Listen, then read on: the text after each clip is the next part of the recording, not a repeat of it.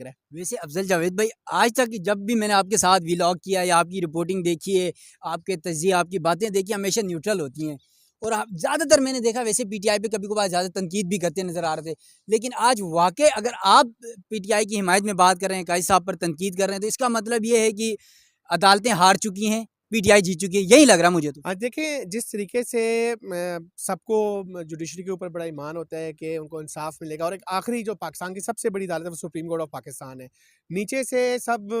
سال و سال اپنے کیسز کو لڑتے ہیں، موقع نہیں ملتا، لیکن حیرانگی اس چیز کی ہے کہ چیف جسٹس پاکستان نے کہا کہ یار وہ دیکھیں ہم نے ہی یہ الیکشن کروائے ہیں، ہم نے ہی ڈائریکشن دی تھی، اور پی ٹی آئی کی درخواست پہ ڈائریکشن دی تھی، اور 12 دن میں ہم نے الیکشن کی ڈیٹ فکس کروا دی، ہم اب اس کے اوپر پیرا دے رہے ہیں۔ اگر چیف جسٹس پاکستان صاحب، اگر آپ اپنے 8 فروری کو ملک میں انتخابات کرانے کے حوالے سے اپنے حکم کے اوپر پیرا دے رہے ہیں، تو کچھ اور بھی حکم آپ نے جاری کیے، کچھ اور بھی ڈائریکشنز انہوں نے الیکشن کمیشن آف پاکستان کو دیے، تو کچھ تو خدا کا خوف